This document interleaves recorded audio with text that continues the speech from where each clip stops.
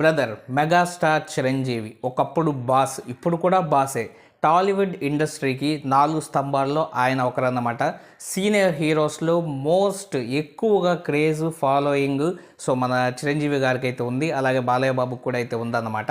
So ఇప్పుడు చిరంజీవి గారి career కానీ చూసినట్లయితే సినిమా పరంగా మనకి 149 మూవీస్ చేసిన తర్వాత సినిమాస్ ఆపేసి ఆయన వచ్చేసి రాజకీయాలకు అయితే వెళ్ళాడు అనమాట. ఆ తర్వాత రీఎంట్రీ ఇచ్చి మళ్ళీ మూవీస్ అయితే చేస్తున్నాడు. సో రీఎంట్రీ మనకు ఖైదీ నెంబర్ 150 అయితే వచ్చాడనమాట. ఆ సినిమా మనకి బాగా అయితే ఆడింది. ఆ తర్వాత ఆయన కెరీర్ కానీ చూసినట్లయితే ఆశించిన మేరకు అలాగే ఇది మెగాస్టార్ కెరీరేనా అన్నట్టయితే ఉందన్నమాట. సో ఇప్పుడు మనం వచ్చేసి మెగాస్టార్ చిరంజీవి గారి కెరీర్లో అతి పరమ చెత్త మూవీస్ ఏవి అండ్ అలాగే వాటి కలెక్షన్స్ ఏవి అన్న దాని గురించి అయితే మనమైతే చూద్దాము. సో వీడియోని లాస్ట్ వరకు అయితే చూడండి. డబుల్ డిజాస్టర్స్ గురించి అయితే నేనైతే మాట్లాడతాను. సో ఆ మూవీస్ వచ్చేసి ఎంత తక్కువ కలెక్షన్ చేసాయి, ఎంత లాసులు అయితే తీసుకొని వచ్చాయి అన్న దాని గురించి కూడా క్లియర్గా అయితే చెప్తాను అనమాట. వీడియోని లాస్ట్ వరకు అయితే చూడండి.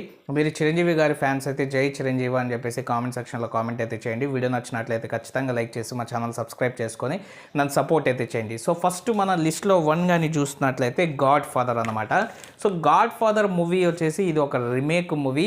సో మనకి లూసిఫర్కి రీమేక్ అయితే వచ్చింది. లూసిఫర్ బ్లాక్ బస్టర్ హిట్ అయితే అయింది. మోహన్ లాల్ అయితే దాంట్లో అయితే యాక్ట్ అయితే చేశారన్నమాట మలయాళంలో.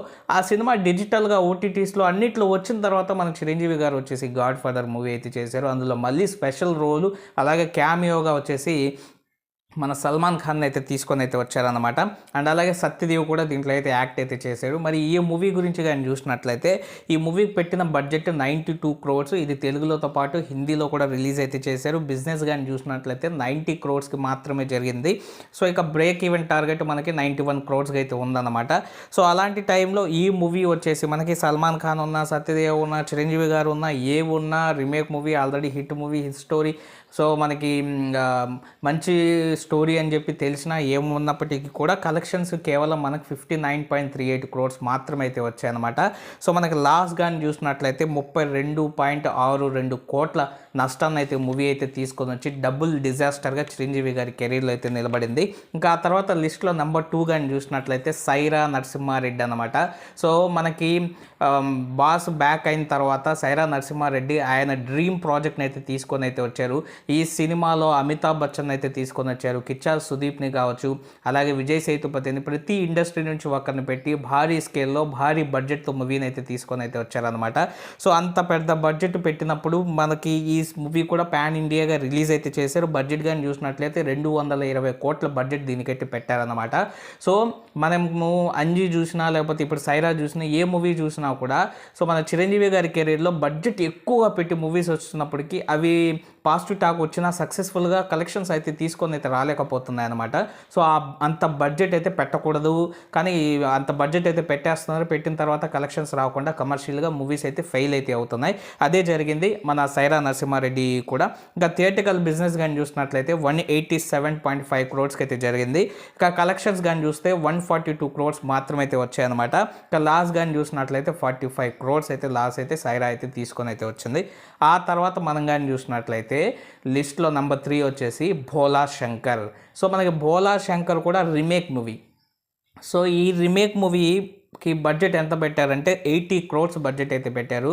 సో దీంట్లో కీర్తి సురేష్ కూడా అయితే ఉందన్నమాట. బిజినెస్ కానీ చూసినట్లయితే 81 crores అయితే జరిగింది. బ్రేక్ ఈవెన్ టార్గెట్ వచ్చేసి 82 crores అయితే ఉన్నిందనమాట. సో మనం ఫస్ట్ నుంచి కానీ చూసుకున్నట్లయితే చిరంజీవి గారి కెరీర్ వచ్చేసి సైరా, ఆ తర్వాత గాడ్ ఫాదర్, ఆ తర్వాత మనకి ఆచార్య, భోలా శంకర్ అయితే ఉంది.